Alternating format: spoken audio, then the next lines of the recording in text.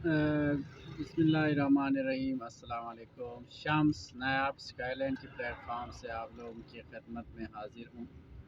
नाजरीन, जिस तरह आप लोगों को पता है कि मैं रियल इस्टेट के मुख्तलिफ इश्यूज़ और कोई भी नया अपडेट होते हैं, खुशखबरी होते हैं रियल इस्टेट के हवाले से, या इश्यूज़ होते हैं या कोई और इंफॉर्मेटिव टाइप के रियल इस्टेट से मुताल्लिक़ होते हैं, मैं उनके हवाले से अक्सर लोग मुझसे पूछते भी हैं और मैं उनके हवाले से वीडियो भी बनाता रहता हूँ। आज का जो मेरा जो टॉपिक है वो है कि टेक इश्यूज़ इन पाकिस्तान।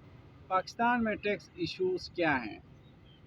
तो क्या ऐसे इश्यूज़ हैं कि लोग टैक्स नहीं देने पे मजबूर हैं, ख़ास करके रियल इस्टेट में?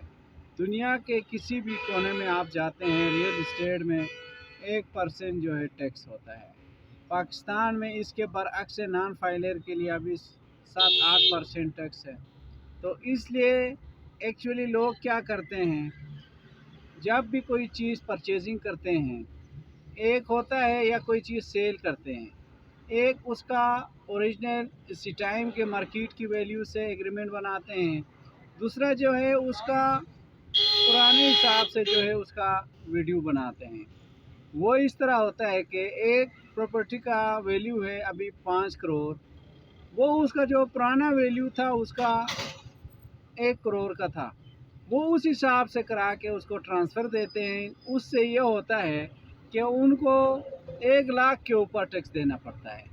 तो इसमें गवर्नमेंट को क्या करना चाहिए ये चीज़ों से बचने के लिए कि अपना टैक्स जो रेशियो है उसको कम रखें। तो लोग ये काम नहीं करेंगे, लीगल तरीके से ट्रांसफ़र ले लेंगे, तो पाकिस्तान को जो है अच्छा टैक्स रिटर्न हो जाएगा, हमारा मुल्क तरक्की करेगा। तो और भी आप लोगों के माइंड में रियल इस्टेट के हवाले से तो कोई भी इश्यूज़ हो, कोई भी क्वेश्चन हो, आप लोग नायाब स्काईलैंड के गिवन प्लेटफॉर्म से आप लोग कर सकते हैं। Thank you for watching us. अल्लाह हाफिज़।